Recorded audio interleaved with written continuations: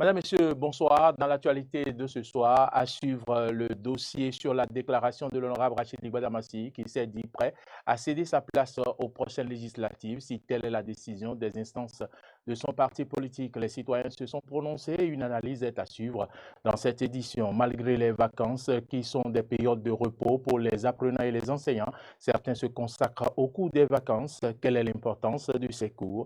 Élément de réponse dans ce journal. Le gouvernement guinéen vient d'annoncer la dissolution du FNDC, une coalition de partis, syndicats et organisations de la société civile. Bienvenue à toutes et à tous.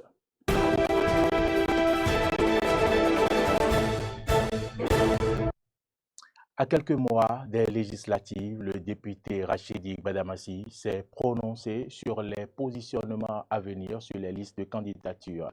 Il s'est dit prêt à céder son siège à l'Assemblée nationale à partir de 2023 si son parti le décide. Interrogé par les citoyens à propos de sa déclaration, la plupart pensent que c'est une décision qui s'impose aux députés. Suivez les propos des personnes interrogées par Clémence Tonouko. La délégation de Gbadamassi ne me dit rien. Bon, il ne fait que respecter la loi du canton de son parti. Vous savez, les choses sont révolues maintenant. On a fini avec les anciennes pratiques. Là. Et maintenant, les partis se sont structurés. Ils ont dit, lorsque vous allez à l'Assemblée un certain nombre de fois, que vous laissez la place à une autre personne. S'il voit, bon, là, il est encore utile à autre chose dans d'autres institutions, et puis il laisse la place à d'autres personnes qui feront peut-être mieux que lui. Est-ce qu'il est prêt de gaieté de cœur? C'est une question. Oui, mais il est contraint. Il est contraint. Il peut que dire ça. Gbadamassi n'est pas fatigué d'aller à l'Assemblée nationale. Non, non.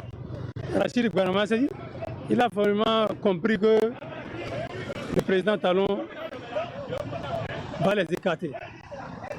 Donc, il a essayé de devancer les Verts parce qu'il a senti qu'il ne sera plus positionné. Donc, dans ce cas, il a dit, bon, même si on ne me positionne pas, je suis prêt à me battre pour celui qui va me remplacer. Maintenant, le chef de l'État est déterminé. Tous ceux qui ont fait 3 mandats là, vraiment, ils seront remplacés par d'autres personnes. Donc, ce qui n'est pas mal. Nul n'est éternel. Il faut céder la place aussi à d'autres qui vont faire aussi leurs preuves.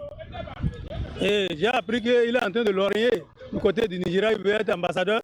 Bon, est-ce que ce rêve sera concrétisé ou éteindre? Je le remercie pour ça, parce que on dit qu'il faut laisser les choses avant que les choses ne vous laissent. Et aussi avec la décision que nous sommes en train d'entendre dans ces 2 jours que les anciens vont partir et que, je crois, à 2 mandats, il faut laisser place aux autres. Oui, ils sont des anciens, ils ont beaucoup fait pour ce pays. Si quelqu'un veut partir, il n'a qu'à partir et laisser place aux autres. Parce que nous avons besoin du sang neuf pour faire évoluer le pays. Bon, si ils ont fini leur expérience, les jeunes n'ont qu'à arriver aussi, ou bien d'autres n'ont qu'à arriver, et ils vont faire ce qui est dans leur... Toujours à propos de la déclaration de l'honorable Rachid Gbadamassi, certains analystes politiques pensent qu'il s'agit d'une décision purement stratégique. Je vous invite à suivre ici cette analyse de Candice. L'honorable Rachid Gbadamassi a lors d'une interview déclaré être prêt à céder son siège à l'Assemblée nationale à partir de 2023 si son parti, le Bloc républicain, le décide. Ceci pour permettre à d'autres de faire l'expérience parlementaire. Mais selon certains analystes politiques, cette déclaration est beaucoup plus une stratégie. Ils sont un certain nombre de politiciens qui de plus en plus sont rejetés, quoi qu'on dise, par leur milieu. C'est le cas de Gbadamassi, qui depuis 2003 flirte avec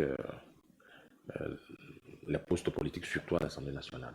Mais lorsqu'on regarde son parcours avec un certain nombre de hauts et bas, et surtout les derniers événements liés à Récamadougou, il a été cité et il n'a jamais trouvé l'opportunité de se laver de tout soupçon.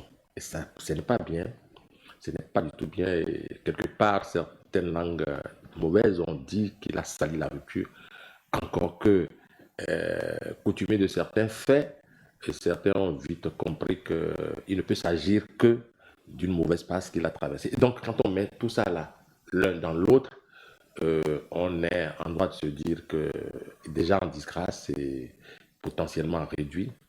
Et quand on regarde la nouvelle configuration, la configuration qui se dessine, il n'y a pas trop de chance pour Gbadamassi d'entrer encore en compétition. Autant donner l'impression qu'il part de lui-même pour peut-être garder encore la tête haute. Sa réponse est assez stratégique et loin s'en faut. Ce n'est pas, comme beaucoup l'auraient pu penser, un renoncement pour renoncement, mais plutôt une manière assez simple, sinon subtile, de se remettre en position par rapport à son parti et à ses mandants. Donc, il s'était donc certainement préparé à répondre à cette question-là et il a fait la réponse de la manière la plus subtile, sans non seulement offenser la réforme du système partisan qu'il prétend soutenir, et mieux, dont le chef de l'État est le porteur, dont il s'affiche être l'un des soutiens, et mieux également, sans mettre, comme on le dit, la charrue avant les bœufs pour son parti qui, quel qu'en soit son poids politique, a le dernier mot, quitte au positionnement. Sans quoi, il va paraître dithyrambique et mieux créer la polémique au-delà de ce que les médias en ont fait de sa déclaration, qui en réalité n'est qu'une déclaration assez stratégique qui, en réalité, ne donne aucune position. Cette déclaration du président de la Commission des relations extérieures, de la défense et de la sécurité de l'Assemblée nationale remet sur le tapis la question relative à la succession aux députés vétérans. Quand on observe aussi ceux qui se disent être de la relève, on note qu'il y a une sorte de pusillanimité, une sorte de peur, de manque de cran. Et donc, ceux-là mangent en compte les mains de ceux qu'ils jugeaient déjà des vétérans. Et dès lors que vous mangez entre les mains de ceux-là, il vous est difficile, n'est-ce pas, de tirer votre épingle du jeu, de marquer votre territoire. Donc, ils sont encore là par procuration.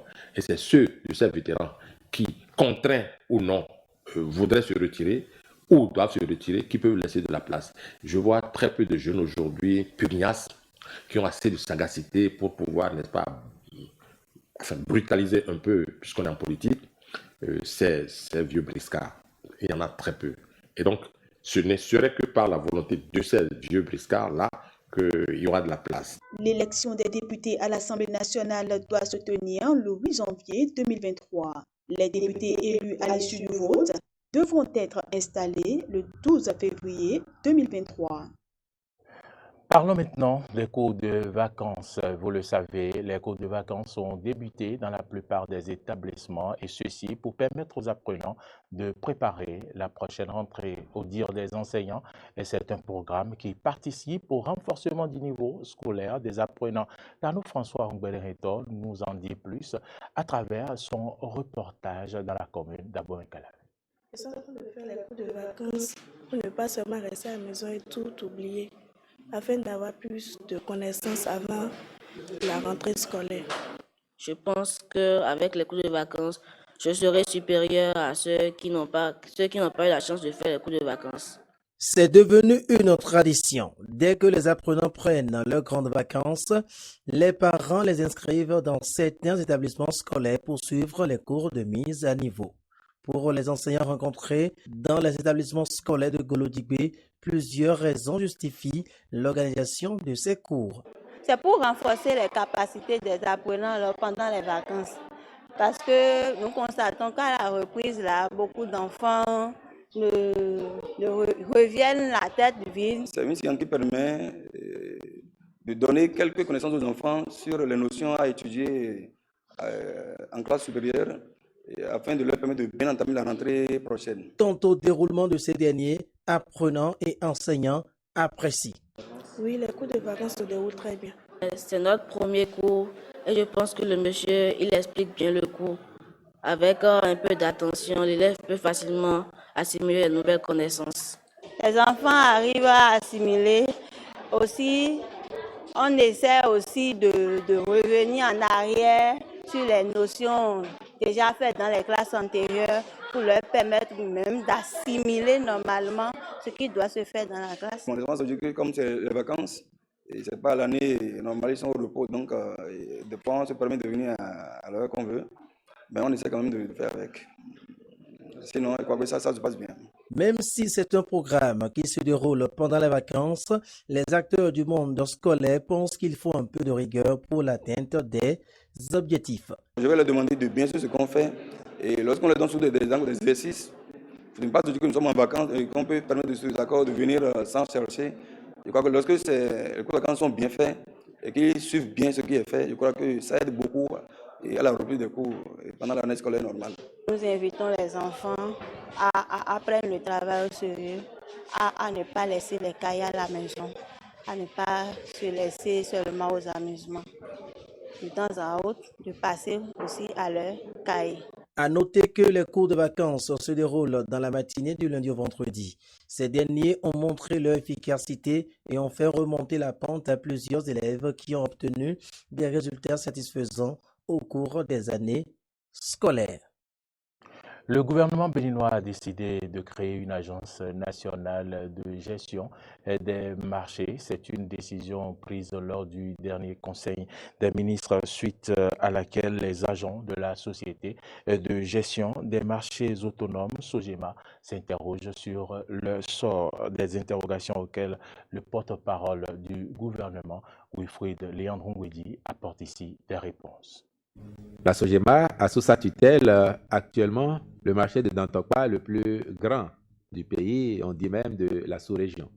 Mais vous savez aussi que dans quelques temps, ce marché ne sera plus là puisque le marché de Gros est en construction à Calavi et que là, quand on fait un tour au stade de l'Amitié, on observe que le terrain a commencé à être déblayé pour y faire advenir le mall à 1000 boutiques qui va accueillir le commerce noble qui se trouve actuellement à Dantokpa.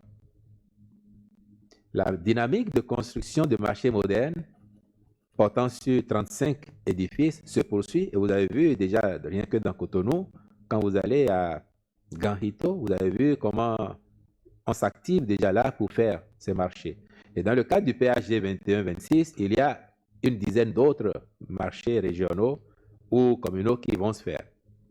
Cette dynamique induit aussi que l'on doit s'adapter et adapter la gouvernance de façon à ce que ces marchés soient bien entretenus, bien gérés pour accomplir la vocation pour laquelle ils ont été érigés au profit des usagers de nos marchés, au profit des commerçants.